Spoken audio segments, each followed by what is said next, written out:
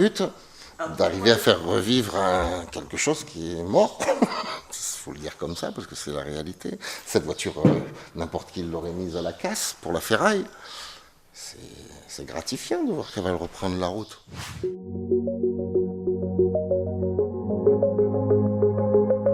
Thierry Galix, 53 ans. Oula, moi j'arrive d'Auvergne. Mais il y a longtemps, il y a fait 20 ans que je suis là. À Montagnac, j'y ai vécu pendant 7 ans. Maintenant, j'habite à Pézenas.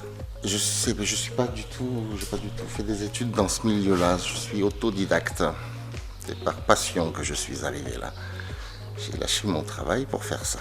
Mon travail était boucher.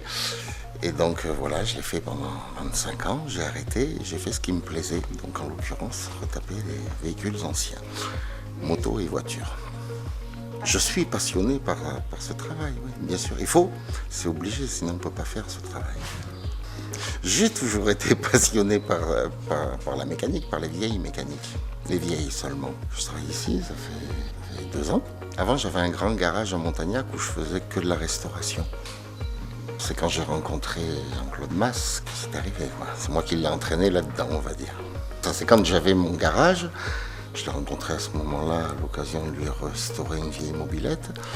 Et puis d'une mobilette, on est passé à une voiture, d'une voiture à une deuxième voiture, à une troisième voiture. Et voilà, aujourd'hui on en est là.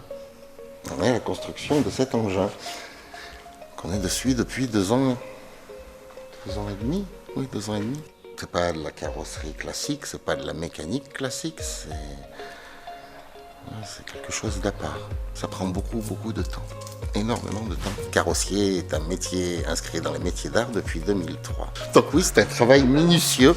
Un travail minutieux, il faut s'appliquer, il faut faire les choses correctement. Et bien, quand on fait une restauration complète, il faut déjà jeter un œil à la voiture, voir dans quel état elle se trouve.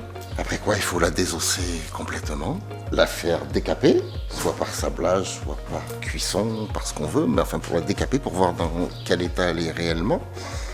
Suivant l'état, et puis après il faut reconstruire la carrosserie, ressouder de la tôle, remplacer de la tôle. Au jour d'aujourd'hui, c'est introuvable, quelqu'un qui vous fabrique des ailes sur mesure, c'est très compliqué.